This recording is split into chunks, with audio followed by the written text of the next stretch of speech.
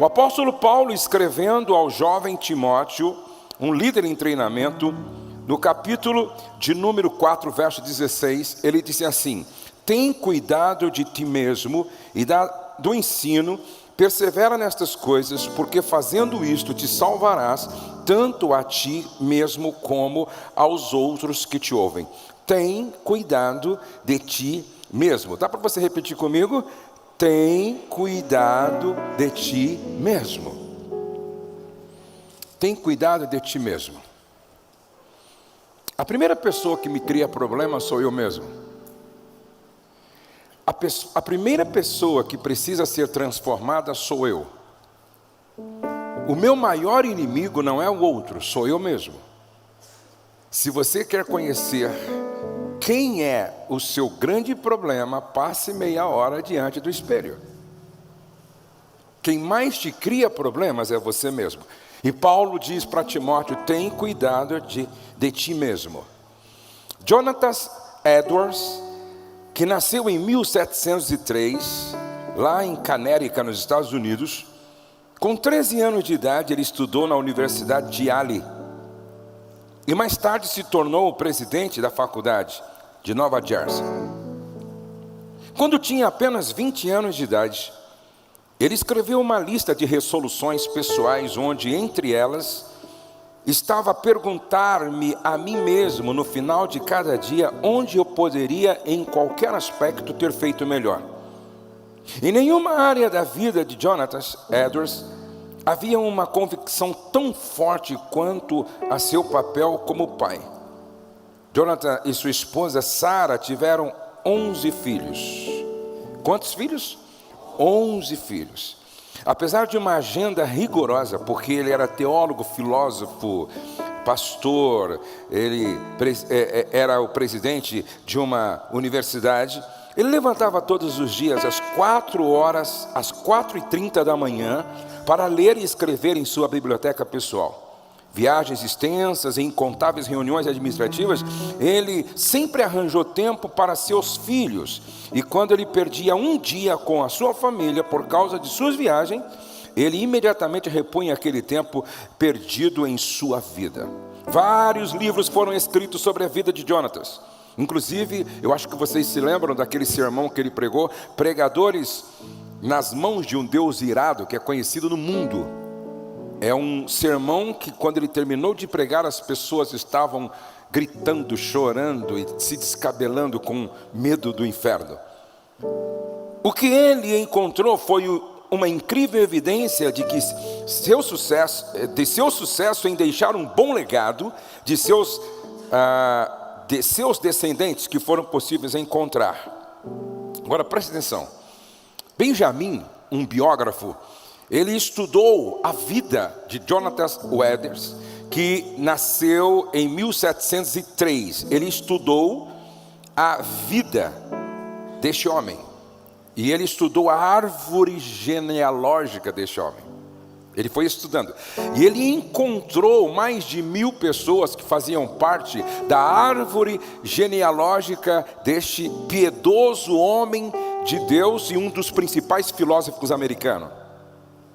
E ele encontrou o seguinte: 13 se tornaram presidentes de universidade, 65 foram professores de faculdade, 30 juízes, 100 advogados, 60 médicos, 75 oficiais militares, 100 pastores, 60 notáveis escritores, 3 senadores, 80 em outras posições públicas, incluindo governadores, ministros em países estrangeiros e um vice-presidente da República dos Estados Unidos. A história de Jonathan Edwards é um exemplo do que alguns sociologistas chamam de regra de 5 gerações. Presta atenção, regra de 5 gerações. Nós não podemos nos esquecer que o nosso legado, ele é geracional. Agora, estudaram também mesmo Benjamim estudou a árvore genealógica de um homem chamado Max Jukes, um contemporâneo de Edwards. Em idade adulta, Jukes tinha problema com bebidas que o impedia de ter um bom emprego estável. Isso também o impedia de poder mostrar muito afeto a sua esposa e filhos. Algumas vezes desaparecia por vários dias e retornava embriagado. Assim não podia oferecer o amor e educação que seus filhos necessitavam. Benjamim também registrou a descendência de Jukes. E o que ele achou também comprova a regra de 5 gerações. Benjamim pôde traçar 540 descendentes de Jukes, os quais apresentaram um imenso contraste com o legado de Jonatas. Dos que se foram possível registrar, preste atenção nisso, 310 morreram como indigentes. Pelo menos 150 se tornaram criminosos, incluindo 7 assassinos. Mais de 100 foram alcoólatras, e metade de seus descendentes, das suas descendentes femininas, foram pelo caminho da prostituição. Deu para perceber a grande diferença entre Jonathan Edwards e Max Jukes? Agora, qual foi um dos segredos para que Jonathan Edwards deixasse um legado tão extraordinário, geracional? Aos 20 anos de idade, 22 anos, ele escreve 70 resoluções. E ele assume um compromisso radical de viver de acordo com as 70 resoluções. Todos os dias, ao terminar o seu dia, ele dava uma olhada nas suas resoluções para ver se ele viveu, escolheu, decidiu, pensou, agiu de acordo com aquela lista de valores que ele pré-estabeleceu que deveria orientar sua própria vida. Essas resoluções são tão famosas que já muitos livros foram escritos a partir delas. E hoje eu quero compartilhar com vocês não as resoluções de Jonathan Edwards, mas eu gostaria de compartilhar com vocês alguns pontos da minha declaração de missão pessoal, das minhas resoluções, do meu código de valores. Podemos dizer que a declaração de missão pessoal é a constituição de uma pessoa. É o que norteia, é o que dirige uma pessoa. Uma declaração de missão pessoal proporciona clareza, senso de propósito. Ajuda a definir quem você é. Ajuda a definir como você irá viver. É um guia para ajudá-lo ao longo da estrada da vida. Se ela tem significado para você, então isso é tudo o que importa. No final das contas, você vai levar sua vida de acordo com ela. Todos nós precisamos ter um código de valores que norteiam a nossa jornada, as nossas decisões, as nossas escolhas, o nosso casamento e a nossa família. E se a minha servir para te inspirar, copie. Você precisa se inspirar em alguém. Com certeza, Jonathan Edwards se inspirou em alguém. Josué se inspirou em Moisés. Eliseu se inspirou em Elias. Ruth se inspirou em Noemi. Timóteo se inspirou em Paulo. Você precisa de alguém para se inspirar. E o próprio Paulo dizia: podem se inspirar em mim porque eu me inspiro em Jesus. Então preste atenção. O meu primeiro ponto da minha declaração de missão pessoal é: eu decidi jamais comprometer a minha integridade. Repete comigo: decisão decide o meu destino. Se você quer chegar aonde Jonathan Edwards chegou, você precisa passar por onde ele passou e fazer o que ele fez. E uma das coisas que não só ele, mas Jó, o próprio apóstolo Paulo e o Cristo também tinha isso em mente: não comprometer jamais a sua integridade.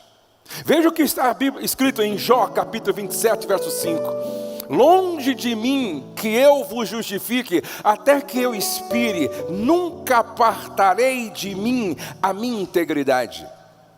Integridade vem de inteiro, é não ser alguém partido, alguém que se comporta de um jeito em casa, de um outro jeito na rua, de um outro jeito na empresa, de um outro jeito na escola, de um outro jeito na academia. Não! Homens e mulheres íntegros são o mesmo aonde quer que eles estejam. Não são camaleões que de acordo com o ambiente muda de cor. Nada, preste atenção, nada provoca mais instabilidade e insegurança quando a gente percebe inconstância na maneira de ser de algumas pessoas. E essa é uma decisão que eu precisei tomar: não comprometer jamais a minha integridade, mesmo nas coisas pequenas da vida, porque são nas coisas pequenas da vida que você revela o substrato do seu ser. E você nunca pode esquecer que, à luz das Escrituras, a sequência sempre vai ser essa: ser, fazer e ter. Porque fazer sem ser gera escândalo, e ter sem ser é um ter não legal, não legítimo, não honesto, não ético. Por isso, se eu quero construir um legado semelhante ao de Jonathan Edwards, que seja geracional, eu então preciso assumir um compromisso comigo mesmo antes de qualquer coisa. Eu decidi jamais comprometer a minha integridade. Número 2, eu decidi ser aprovado primeiro na minha casa.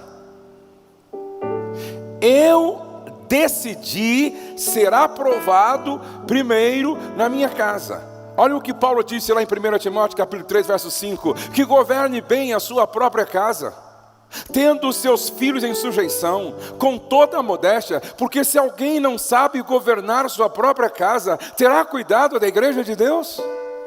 Gosto do que disse Steve Dix: é no lar que o nosso verdadeiro sucesso ou fracasso é medido. É no lar que o nosso verdadeiro sucesso ou fracasso é medido. O lar é a principal arena na qual temos de ser bem-sucedidos, se quisermos ser bem-sucedidos em qualquer outra. Vocês conhecem a história de Naamã, comandante do exército do rei da Síria? O texto bíblico lá em 2 Reis, capítulo 5, se não me falha a memória, diz que ele era herói da guerra, que gozava o respeito do rei. Só que quando Naamã, e é interessante que diz, ele era herói da guerra, vírgula, porém, vírgula, leproso. Ele ganhava todas fora de casa. Ele era tido em alto conceito diante do seu líder, o rei da Síria. Só que quando ele entrava em casa, que ele tirava a edumentária, que ele tirava a farda, que ele tirava a roupa, o que se via era lepra.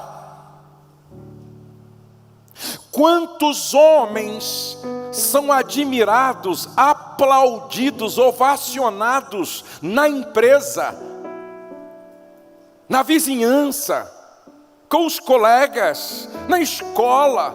Só que quando ele entra em casa e tira a farda, o que se vê é lepra. E a pior lepra não é a lepra na pele, mas sim no caráter. Lepra no comportamento. Algumas mulheres são muito boas fora de casa, dão aula na universidade, aula na escola, trabalham no hospital, são aplaudidas, mas quando entram em casa, que se despem, o que se percebe é lepra no comportamento, na atitude. E essa é uma pergunta que eu preciso responder para mim mesmo sempre: quem é você, Josué, na sua casa? Qual é o testemunho que a tua mulher dá a teu respeito? Qual é o testemunho que o teu marido dá a teu respeito? Qual é o testemunho que os teus filhos dão a teu respeito? O meu casamento, antes de qualquer coisa, é uma inspiração para os meus filhos. Sabe quando é que um marido é o que deveria ser dentro de uma casa? Quando a esposa diz assim para ele: meu amor, você pode orar por mim? Porque eu te vejo como sacerdote da nossa casa. Meu amor, você pode orar por mim? Porque eu te vejo como pastor da nossa casa. Se a tua esposa nunca pediu para você orar por ela, hoje eu vou fazer o apelo, para que você então se entregue para Jesus, a tal ponto de se tornar o sacerdote da sua casa. Sabe quando é que o marido dá testemunho de que a esposa é aquilo que ela deveria ser? Quando ele diz assim: meu amor, ora por mim. Ora por mim. Eu acredito no relacionamento que você tem com Deus. Eu vejo Deus em você, minha esposa. Ora por mim. Se o teu marido nunca pediu para você orar por ele, alguma coisa não está legal. Sabe quando é que os pais estão fazendo um bom trabalho, estão sendo aquilo que Deus quer que eles sejam? Quando o Douglas, quando o Pedro, quando a Letícia chega e diz: pai, ora por mim. Eu te vejo como sacerdote na nossa casa. Pai, ora por mim. Eu te vejo como homem de Deus na nossa casa. Pai, ora por mim. Se os teus filhos não têm coragem de pedir a você que ore por eles, alguma coisa está errado. É no lar que o verdadeiro sucesso ou fracasso é medido. Terceiro, eu decidi sonhar grande, mas com humildade para começar do pequeno. Eu decidi sonhar grande, porém com humildade para começar do pequeno. Olha o que diz a Bíblia em Jeremias 33:3: clama a mim e responder-te-ei, e anunciar-te-ei coisas pequenas e medíocres que não sabes. Sim ou não? Não. Clama a mim e responder-te-ei, e anunciar-te-ei coisas grandes. Diga, coisas grandes. Só as mulheres?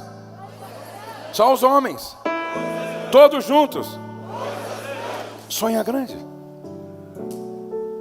Os nossos filhos vão sempre nos copiar. Um pai que sonha pequeno terá filho sonhando pequeno. Uma mãe que sonha pequeno terá filha sonhando pequeno. E os nossos sonhos são a matéria-prima das nossas realizações. Nós somos o tamanho dos nossos sonhos. Nós só chegaremos até onde os nossos sonhos chegam. Quando você parar de sonhar, está chegando a hora de você partir. Não faz sentido mais estar aqui. Só vale a pena viver quando você tem uma razão pela qual morrer. Vou repetir. Essa frase é do Martin Luther King. Só vale a pena viver quando você encontrou uma causa pela qual morrer. Se os teus sonhos forem pequenos, a sua história vai ser pequena. Agora, se você quer deixar um legado à semelhança de Jonathan Edwards, aprenda a sonhar sonhos proporcionais ao tamanho do Deus que você serve e do potencial que existe dentro de você. Sonha grande, porque o teu Deus é grande. Quando Deus disse para Abraão: olha para o céu, conta as estrelas, não dá. Olha para a areia, conta os grãos, não dá. Assim será a sua descendência. Em outras palavras, Deus estava dizendo para Abraão: sonha grande, porque eu sou Deus do universo. Sonha grande, porque eu do nada chamei tudo à existência. Sonha grande, porque se você não pode, eu posso através de você. Se você não tem, eu tenho para te dar. Se você não é, eu sou. Sonha grande. Sonha grande. E ensina os seus filhos a sonhar grande, mas com humildade, para começar do pequeno. Hoje eu tenho mais de 1 milhão de seguidores no Instagram, mas eu comecei pequeno, comecei com 1. Hoje eu tenho mais de 1 milhão de inscritos no meu canal no YouTube, mas eu comecei do pequeno, comecei com 1. Hoje meus livros estão nas livrarias, já estiveram na livraria de todo o Brasil, mas eu comecei com 1. Eu comecei escrevendo minha primeira apostila, carregando alguns livros numa sacola até o templo, emprestando uma máquina de escrever da igreja. Sabe aquela maquininha de escrever? Hoje a minha esposa pode sentar para me ouvir sem se preocupar em ir para uma banca. Mas lá atrás, quem cuidava de tudo era ela. Ela separava as folhas da apostila, grampeava as apostilas, ia para a porta da igreja para vender as apostilas, cuidando do Douglas e da Letícia, que eram pequenos, sem nenhuma vergonha. Tudo que nasce grande é monstro e morre logo. Por isso que talvez Adão não deu certo, nasceu grande.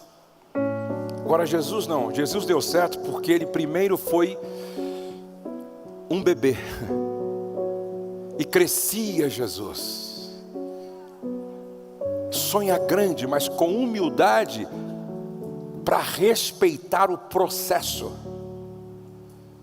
Entre o sonhar e a realização do sonho existe um processo. Não pule etapas. Ensine os teus filhos a sonhar grande. Número 3, eu decidi: quem chegar perto de mim tem que sair melhor. Já pensou se todo marido pensasse assim? Você já pensou se toda esposa pensasse assim? Se todo pai pensasse assim: quem chegar perto de mim tem que sair melhor. Sabe por quê? Efésios 5, 8 e 9. Porque outrora vocês eram trevas, mas agora são luz no Senhor. Vivam como filho da luz. Repete comigo: eu sou filho da luz. Pois o fruto da luz consiste em toda bondade, justiça e verdade. Como você imagina uma pessoa bondosa? Como você imagina uma pessoa bondosa? Uma pessoa bondosa, ela é áspera e estúpida, sim ou não? Uma pessoa bondosa, justa e verdadeira é inconveniente, sim ou não? Uma pessoa bondosa, ela é indigesta, sim ou não? Ela é intragável, sim ou não? Ela é indesejável, sim ou não? Ela é antissocial, sim ou não? Pois o fruto da luz consiste em toda bondade. O amor me faz bondoso, e a bondade me faz uma pessoa agradável. Preste atenção, o amor me faz bondoso, e a bondade me faz uma pessoa agradável. Pois o fruto da luz consiste em toda bondade, justiça e verdade. Deixa eu te fazer uma pergunta. Quem chega perto de você sai mais doce ou amargo?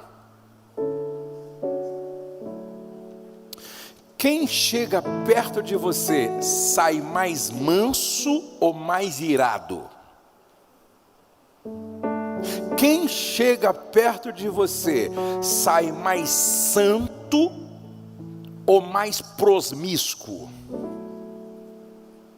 Quem chega perto de você sai mais honesto ou mais malandro? Quem chega perto de você sai com mais fome de Deus ou mais longe de Deus? Você está se comportando como filho da luz ou como filho das trevas? Preste atenção. Isso aqui, gente, foi uma decisão que eu tomei. Quando eu estou num restaurante, eu penso: quando eu sair daqui, que impressão eu vou deixar aqui? Passou por aqui um homem de Deus ou passou por aqui um filho do capeta? Quando eu estou em um hotel, eu fico pensando: quando eu for embora deste hotel, que impressão vai ficar aqui? Me lembro um dia que eu estava no hotel. De repente, eu ouvi um barulho de umas 2, 3 mulheres na porta do meu quarto. Quando eu abri a porta do quarto, eram as camareiras. Pastor Josué? Sim. O senhor pode orar por nós? Aí daqui a pouco parecia uma meia dúzia. Me levaram lá para o lugar que fica lá os travesseiros. Pastor, o senhor pode orar por nós? Essa minha amiga está com problema, essa aqui. Aí eu comecei a orar, elas começaram a chorar, e eu oro por uma, oro por outra. Quando eu fui embora, eu fiquei pensando: que impressão ficou aqui? Que bom quando você sai de um hotel e alguém diz: passou por aqui um homem de Deus. Passou por aqui alguém cheio do Espírito Santo. Passou por aqui alguém que deixou uma marca de cura. Agora é terrível quando alguém diz: você tem certeza que aquele cara é crente? Você tem certeza que aquele cara é pastor? Eu vi uma garota de programa entrar e ir para o quarto dele. Preste atenção. Porque outrora vocês eram trevas, mas agora são luz do Senhor. Vivam como filho da luz. Vivam como filho da luz. Vivam como filho da luz. Pois o fruto da luz consiste em toda bondade, justiça e verdade. Um dia eu sentei para jantar com um pastor. Eu fui para o hotel mal, porque aquele pastor falou mal até de Jesus. Mas ele falou mal de todo mundo. E eu tentava pará-lo, não dava. E eu tentava pará-lo. Depois eu pensei: vou embora. Tem pessoas que quando você passa 1 hora com ela, em vez de você ir para casa cheio de Deus, você vai para casa passando mal. Se eu sou filho da luz, Quem chegar perto de mim tem que ir para casa brilhando um pouco mais. Um pouco mais santo, um pouco mais alegre, um pouco mais feliz, um pouco mais esperançoso, esperançosa, um pouco mais santo. Repete comigo. Eu decidi. Quem chegar perto de mim tem que sair melhor. Quando você sai melhor quando você está ao lado de uma pessoa muito mal-humorada? Ranheta. Você sai melhor quando você anda com uma pessoa mal com a vida, mal com todos, só vê o lado negativo de tudo. Você sai melhor. Como vai o seu nível de irritabilidade? Você é uma pessoa que nutre ou que intoxica? Se você fosse uma sopa, você é uma sopa venenosa ou você é uma sopa que nutre? Porque tem pessoas que onde chega, elas estão tão mal-humoradas, mal amadas, que elas vão espalhando toxinas emocionais. Eu ouvi falar que algumas plantas, elas não suportam um ambiente carregado, pesado, envenenado emocionalmente. Por exemplo, dizem que a samambaia é o tipo de planta muito sensível ao estado emocional das pessoas. Por isso, num ambiente de muito estresse, uma samambaia morreria. Eu ouvi falar que um cientista pegou a saliva de um rato, a saliva de um homem possesso de raiva e aplicou num rato. O rato ficou louco. Tem mulher ficando louca por beijar um marido irado. Saliva. Brincadeira. Presta atenção. Agora, se um estado emocional tóxico compromete a saúde da planta e do rato e da esposa. Aí eu estou no Canadá dando palestra. Uma família me convidou para eu e minha esposa para almoçar naquela casa. E nós fomos. Quando eu cheguei nessa casa, eu sou muito observador. Eu vi as plantas viçosas, plantas bonitas, plantas maravilhosas, plantas interessantes. Aí eu pensei comigo, meu Deus, o ambiente dessa casa é harmonioso, o ambiente dessa casa é maravilhoso. As plantas estão dando testemunho. No final eu perguntei, eu disse assim para o irmão, estou impressionado. Essa casa deve ver, é um céu na terra, porque olha as plantas. Ele falou, pastor, tudo de plástico. Tudo de plástico. Quem nesta manhã quer tomar uma decisão? A partir de hoje eu decido. Quem chegar perto de mim vai sair um pouco melhor. Levante a sua mão se isso é verdade. Então repete, a partir de hoje, quem chegar perto de mim vai sair melhor. Repete, vai sair melhor. E vai começar do meu cônjuge, dos meus filhos, da minha família. Se eu carrego o céu, não vou deixar as marcas do inferno por onde eu passar. Em qualquer lugar aonde eu estiver, o nome de Deus vai ser glorificado através da minha vida. Vamos aplaudir ao Senhor.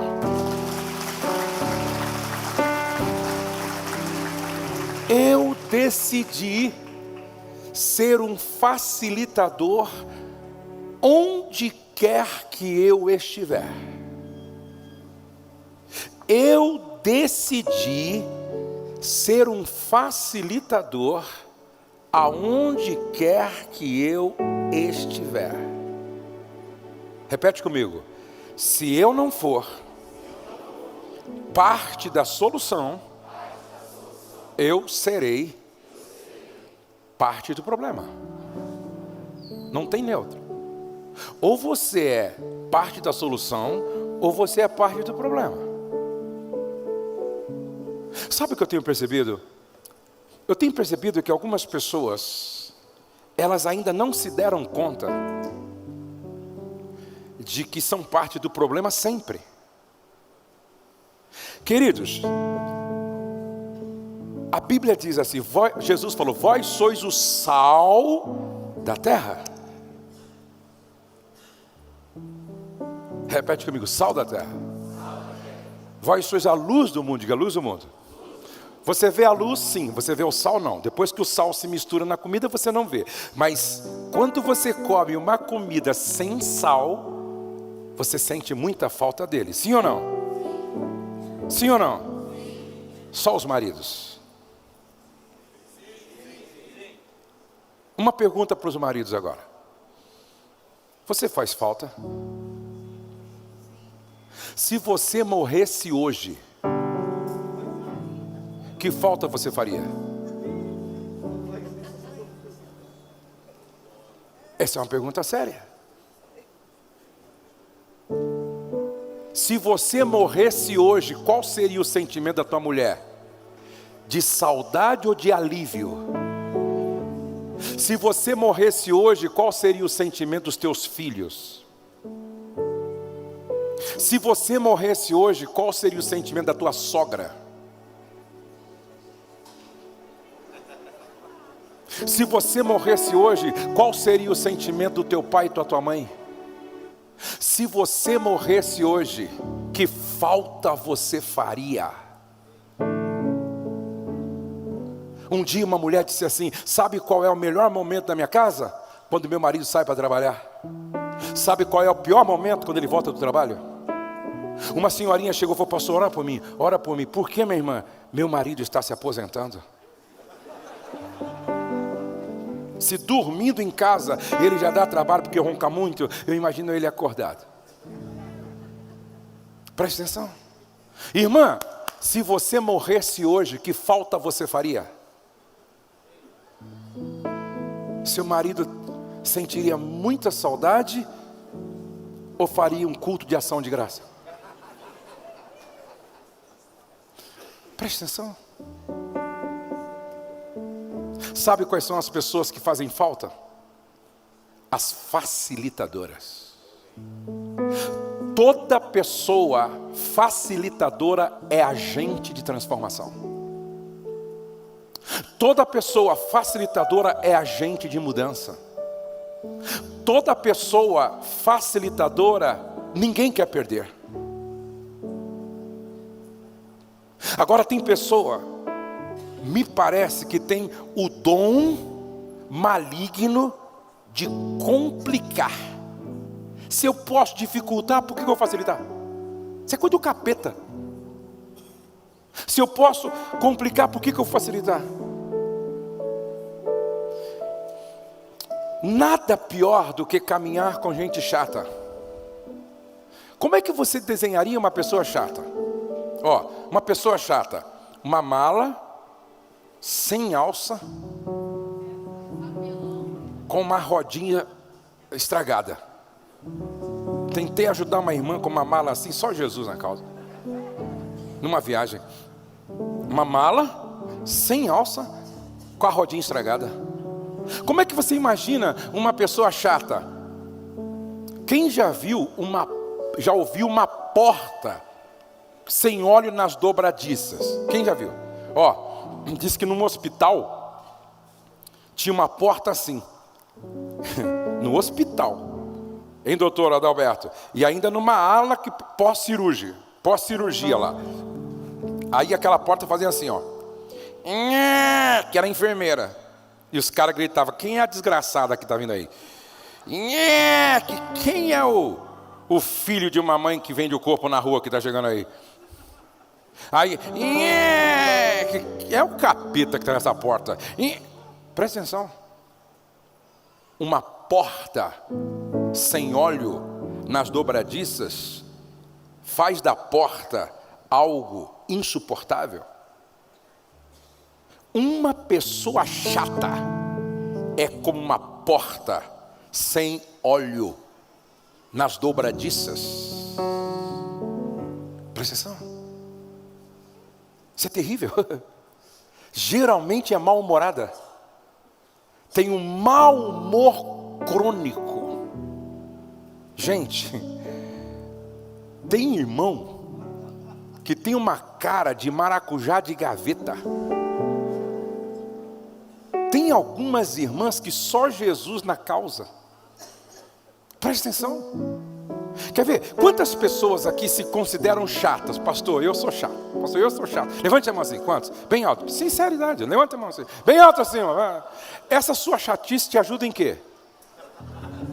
Contribui para quê? Agrega o quê? Eu já li esse versículo aqui, mas eu vou ler de novo. Abra sua Bíblia em 1 Coríntios, capítulo de número 13. Abra aí a sua Bíblia. 1 Coríntios, capítulo de número 13. Paulo primeiro fala do amor, né? O amor é paciente, é sofredor, é benigno e tal. Aí no verso 11. Quando eu era menino, pensava como menino, falava como menino, agia como menino, se comportava como menino. Ó, quando eu era menino, logo que cheguei a ser homem, acabei com as coisas de menino. Olha devagar. Quem briga por causa de coisinhas pequenas? Pirulito, bala, quem briga? Menino. Quem é que depende de uma maneira? Menino. Quem é que briga porque o outro pegou o lugar dele? Menino. Entendeu? Quem é que briga por causa de 50 centavos? Menino. Sabe qual é a grande pergunta do Espírito Santo hoje aqui para todos nós? Ô irmã, quando é que você vai crescer?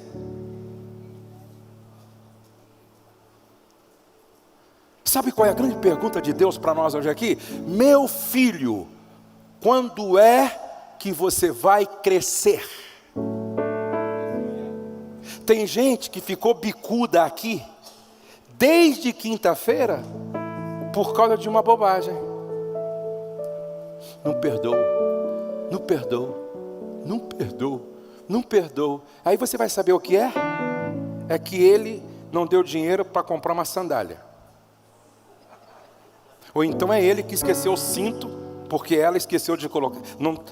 Não tem o cinto porque ficou sem cinto porque ela esqueceu de colocar na mala. Aí ele ficou brabo e aí o bico cresceu e ele está até hoje com picudo. Ô irmão, aprende a fazer conta, pô. Vou te ensinar um segredo. Eu uso isso lá em casa. Eu faço conta. Por exemplo,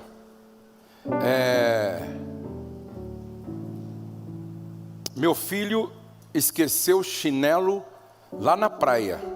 Pedro, quando era pequeno, esqueceu o chinelo na praia. E nós estávamos voltando lá em Natal. E a Rose falou assim para mim: o Pedro esqueceu o chinelo na praia. Aí você tem que fazer conta. Porque tem gente que não faz conta. Já fica assim, ó. É uma anta mesmo. Aí a esposa diz assim: pega leve, meu amor. Você tá burro, quem está ajudando a anta? Aí o filho mais velho: ô pai, vai devagar. Você é um outro idiota que deve estar ajudando o seu irmão. Aí ele pega tudo de positivo que custou caro e joga no lixo, por causa do chinelo. Agora eu fiz a conta. Bom, quanto custou as passagens aéreas? Quanto custou o aluguel do carro? Quanto custou o hotel? Quanto está custando aqui as refeições? Quanto que custa a minha paz? Quanto que custa a minha alegria da minha família? Quanto que custa o meu orgasmo à noite? Gente, depois eu compro outro chinelo, meu. Eu não vou brigar, não. Eu não vou brigar, não.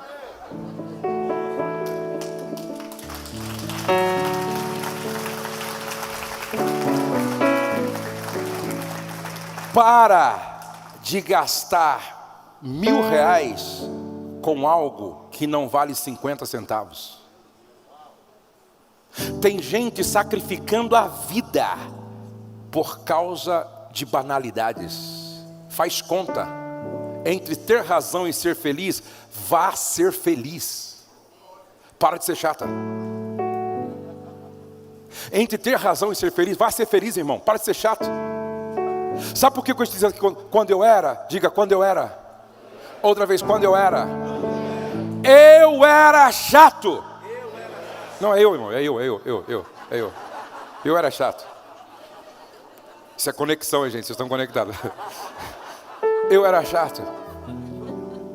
Eu já arrumei cada briga, gente. Eu brigava no restaurante, eu brigava no hotel, eu brigava no trânsito, eu brigava com todo mundo. Eu acordava mal-humorado. Aí Deus foi falando comigo, e uma das situações que Deus falou comigo foi essa. Eu era muito ruim no trânsito. Eu só não morri no trânsito porque Deus me guardou. Porque eu não aceitava uma fechada, uma buzinada, era ruim. Eu me lembro de um amigo que falou, Josué, deixa eu contar uma experiência para você. Eu era insuportável no trânsito. E eu fui dirigir um culto de oração na minha igreja. E eu fui com a minha Kombi naquela época, lá no centro de São Paulo. E eu estava indo para a igreja. E um cara lerdo na minha frente. Eu passei pertinho dele e falei, tirou carta por telefone, seu lerdo? Sai com essa lata velha para lá, pô. E gritou com o cara. E foi embora. Só que o farol fechou. Tinha 3 carros na frente, trânsito. E não deu para ir. O cara do lado que ouviu o xingo, desceu com um revólver calibre 38, colocou na cabeça dele, grita aí agora, seu estressadinho, grita aí, rapaz, pá, não saiu a bala, e ele disse, Josué, minhas pernas sumiram, e eu me converti na hora, Senhor me guarda, morri, e o cara, grita aí, meu, pá, não saiu. E ele, Espírito Santo, me segura. Ele foi quase que mijou nas calças. Imagina. Terceira vez, pá! Não saiu a bala. Aí o cara viu que não saía a bala, não sabe o que aconteceu no revólver, e que estava carregado. E aí só sei que o cara pegou, bateu assim com a coronha na cabeça dele, fez um monte de palavrão, e o pessoal buzinando, o cara subiu no carro, foi embora. E agora, ele transformado, convertido, liberto, gatou a primeira devagarzinho, glória a Deus. Foi embora. Vai vendo. Aí chegou na igreja, culto de oração, uma vergonha. Entrou lá pelos fundos, quietinho, foi no púlpito.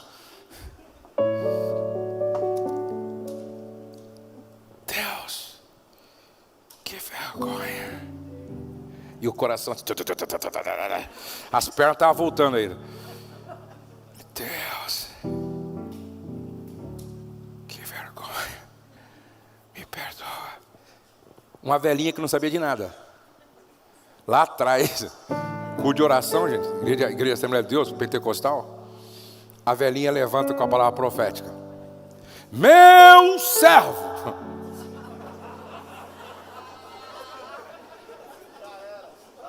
eis que eu vi tudo acontecer. E foi eu quem não deixei as balas saírem. Eu só queria te converter no trânsito e em outras áreas, porque o seu comportamento estava envergonhando o meu nome. Quando eu ouvi isso, o Espírito Santo disse, o próximo vai ser você. Falei, então eu vou me antecipar. Eu me converto, eu me rendo. Quem anda comigo sabe agora que eu pode passar, irmão, Deus te abençoe, pode passar, Deus te abençoe, glória a Deus. Pode ir para a buzina, Deus te abençoe, Deus te abençoe. Vai embora, me converti. Conversa com a minha esposa e veja como Deus trabalhou na minha vida. Eu decidi, o que depender de mim agora eu facilito. O que depender de mim agora eu facilito. Eu me lembro que eu sempre conto isso, eu estava lá em Dubai, num hotel muito legal. E aí eu procurando o interruptor, e não tinha interruptor. Eu e a Rose procurando o interruptor. Aí descobri que o hotel era tão chique que tinha assim um quadro. Aí eu peguei o quadro assim, era pra gente, então, acende a luz de trás do espelho, luz no banheiro, luz sei na onde, aumenta a intensidade, luz debaixo da cama e tal. Falei, que maravilha. Beleza, voltei para o Brasil. Fui pregar, sabe onde? Lá em Tucuruí. Só para chegar lá, gente, foi só Jesus na causa. Perdeu o voo, complicadíssimo e tal, atrasou tudo. Só sei que eu cheguei, perdi a hora, a secretária errou, e aí eu prejuízo de R$2.000 de passagem, e aí, eu numa boa, eu e minha esposa, numa boa. Vamos ressignificar tudo. Vamos ressignificar tudo. Olha o que é um homem convertido. Vamos ressignificar tudo. Aí eu cheguei lá em Mossoró, né? O Elvis está aqui. O Elvis tem uma empresa que eu não sei como é que eu vou orar quando ele pedir oração, porque ele trabalha com funerária. Como é que você ora para Deus abençoar a funerária? Senhor, mata mais gente nesse lugar, Senhor, mata mais... Brincadeira, Elvis. Muito bem.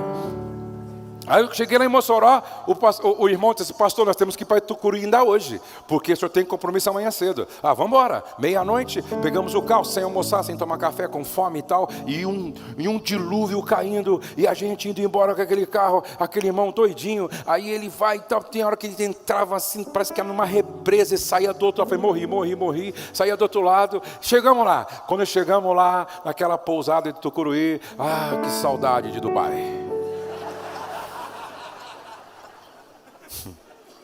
Perguntei para o rapaz, tem alguma coisa para comer? Não tem nada. Tem um salgadinho vencido ali, ó. Falei, Rose, vai ser salgadinho vencido, nós vamos orar, repreender todo o mal e tomamos aquela água, comemos aquele salgadinho, vamos deitar. Aí eu estou dormindo assim. Ah, se fosse em outra época, gente. Aí eu estou lá deitado, eu e a Rose. Aí a Rose fala assim, esse ar-condicionado está soprando só, hein, Jô? Está só soprando. Eu falei, não, fica quietinha que é psicológico. Fica quietinha. Você vai dormir. Ela disse, nunca vi esse negócio psicológico, está soprando só. Daqui a pouco, uma chuva tão forte que começou a gotelar na minha perna. E gotera. Eu falei, Rose, está goteira. Falei, fica quietinho que é psicológico. Daqui a pouco você dorme.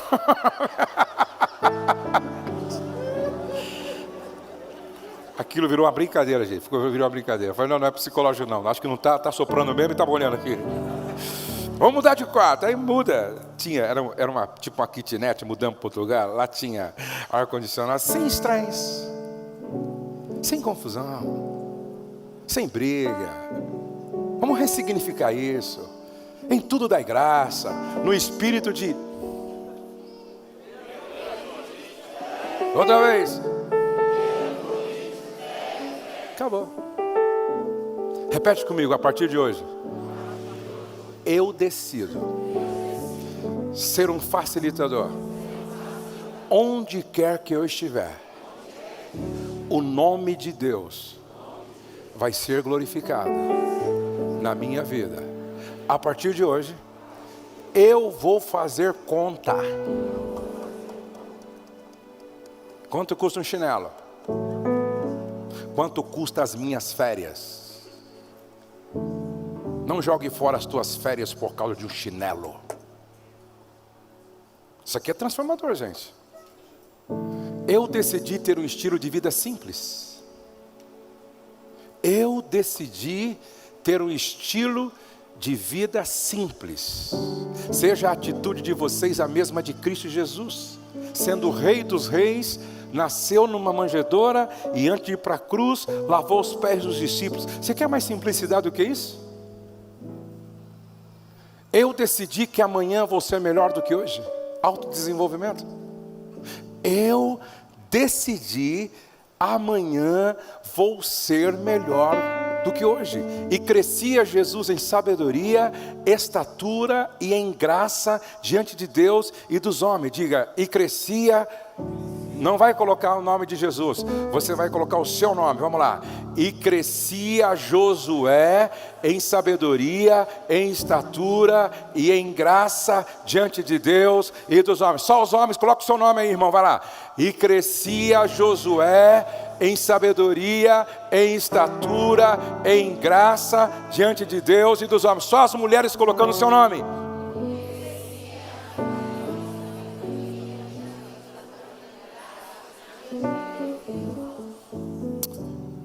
Que nota você dá para a tua mulher hoje? Não, mano, 10 não. Se você der 10, você está julgando que ela é anjo e ela não é. Com sinceridade. 8. Tem 9. 7. Daqui a 6 meses, faça a mesma pergunta para ver aonde ela está. Se ela está melhorando ou não. Que nota você tem para o seu marido hoje? 0 não, irmã, por favor. Pergunte para ele daqui a 6 meses, 3 meses, 1 mês. Preste atenção. Amanhã eu preciso ser melhor do que hoje. Semana que vem eu preciso ser melhor do que essa semana. O mês que vem eu preciso ser melhor do que esse mês. E não sou eu que me avalio, é o outro. É o outro. É o outro. Eu decidi que amanhã vou ser melhor do que hoje. Você quer tomar essa decisão hoje também? Então leia comigo. Eu decidi que amanhã vou ser melhor do que hoje. Eu decidi ser proativo e não reativo. Eu decidi ser proativo e não reativo.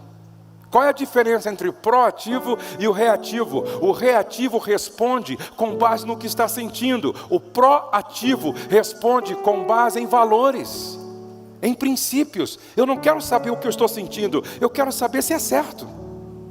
Eu não quero saber o que eu estou sentindo. O que Jesus faria no meu lugar? O que o apóstolo Paulo faria no meu lugar? O que José do Egito faria no meu lugar? O que Moisés faria no meu lugar? O que o meu discipulador, que é um homem que eu respeito e honro e considero, faria no meu lugar? Não importa o que eu estou sentindo, importa quais são os valores. Preste atenção. Vou dar um conselho para você. Não tome uma decisão definitiva com base numa emoção temporária. Vou repetir, não tome uma decisão definitiva com base em uma emoção passageira. Eu me lembro um dia, um marido ligou para mim: estou indo embora. E eu deixei ele falar, estou indo embora, não tem mais jeito, com ela não tem mais jeito, eu desisti, já falei com o advogado. Ele falou depois, que quando ele terminou, eu falei: agora, respira fundo. Vai para casa, deita, dorme, ora, amanhã te fala. Aí eu disse: não tome, falei para ele, uma decisão definitiva com base numa emoção temporária. Sabe o que aconteceu? Até hoje ele está com a esposa e, por sinal, completamente curados. Eu decidi elevar as pessoas reconhecendo o valor de todas elas. Eu decidi elevar as pessoas reconhecendo o valor de todas elas. O amor não se porta inconveniente, não busca os seus interesses, não se irrita, não suspeita mal. Eu aprendi isso com o pastor Abe Uber. Eu me lembro que o meu sonho era conhecer o Abe. E depois soube que o grande desejo dele era me conhecer. Nos encontramos. Aí ele querendo me conhecer e eu querendo conhecer ele. E nós dois felizes da vida, porque um queria conhecer o outro. Vamos jantar. E começamos a jantar, jantamos e tal. E o Abe tem uma graça de fazer você se sentir maior do que você é. Quando eu fui para o hotel, eu falei: caramba, parece que eu sou o Abe e ele é eu. Eu disse: eu quero isso para mim. Eu quero aprender a elevar as pessoas, fazendo com que elas se sintam importantes. Porque tem gente que você passa 1 hora com essa pessoa, você sai assim, desse tamanho assim, ó, você sai pequenininho. A pessoa, por exemplo, você conta um milagre, ela conta um maior do que o seu. Tá que nem aquele irmão que você fala assim: pesquei um peixe desse tamanho. Eu falei: ih, rapaz, outro dia eu fui pescar um que era desse tamanho assim, ó. O culto ontem se entregou 3 pessoas para ir. Na minha igreja se entregou 70 e 3 paralíticos andaram. Aí esse irmão, que todo peixe dele era maior, sempre era maior. Um dia o cara brincaram: vamos colocar uma algema na mão dele e vamos contar a história da nossa pescaria para ver o que ele vai falar. Aí colocaram, brincaram, prenderam ele, amarraram a mão dele. Aí começaram a contar a história da pescaria. E aí, rapaz, nós pescamos muito peixe. E teve um peixe lá que era grande, pesava assim, acho que uns 70 quilos. Falei, ih, rapaz, minha última pescaria eu pesquei um que só o tamanho do olho dele era desse tamanho assim, ó. Esse cara falou, esse aí não tem jeito não, esse aí não tem jeito. Esse não tem jeito. Barack Obama, quando o presidente dos Estados Unidos estava conversando com uma jornalista, e aí a jornalista perguntou para o Barack Obama, presidente dos Estados Unidos naquela época, perguntou para ele assim, presidente, hoje, quem é a pessoa mais importante no mundo para você? Sabe o que ele disse para ela? Você. Como eu? Você. Minha filha, para mim, a pessoa mais importante sempre é aquela que está conversando comigo. Já pensou se você fizesse a sua esposa se sentir assim? Já pensou se você fizesse o seu marido se sentir assim? Já pensou se você fizesse o seu filho se sentir assim? Já pensou se você fizesse a sua filha se sentir assim? A gente precisa adquirir o hábito de quando alguém estiver falando com a gente pegar o celular assim e guardar,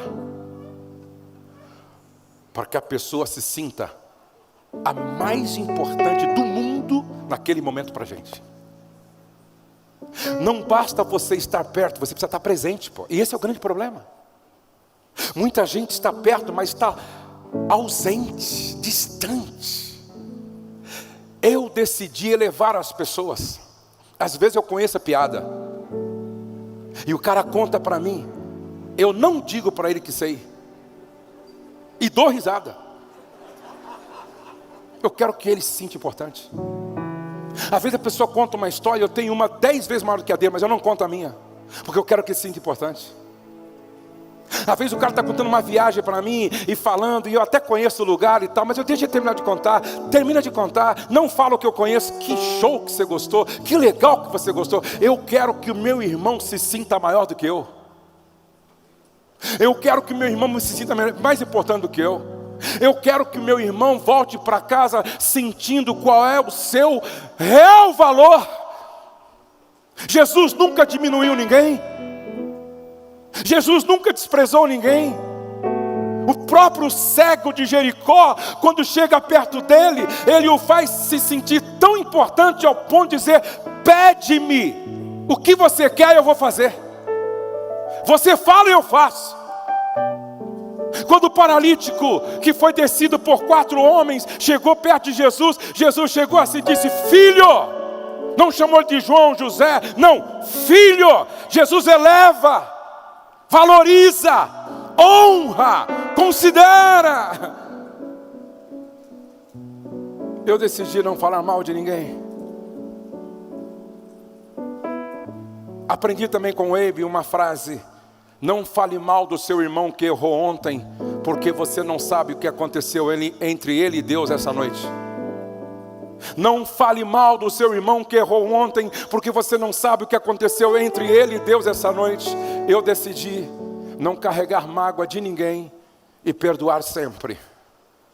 Suportai-vos uns aos outros, perdoai-vos mutuamente, caso alguém tenha motivo de queixa contra outrem, assim como o Senhor vos perdoou, assim também perdoai-vos. Acima de tudo, isso porém, esteja o amor, que é o vínculo da perfeição. Repete comigo assim: perdoar é libertar o outro, para quando chegar em casa, descobrir que o prisioneiro era você. Quem não perdoa se coloca numa posição se achando maior do que Deus. Vou repetir. Quem não perdoa se coloca numa posição se achando maior do que Deus. Perdoar é graça. E graça é dar ao outro aquilo que o outro não merece. Perdoar é graça. É tratar o outro da forma como o outro não merece ser tratado. Perdoar é graça, é tratar o outro como a gente não espera ser tratado. Perdoar é graça, perdoar é amar sem esperar nada em troca. Perdoar é fazer com o outro o que Deus faz com a gente todos os dias.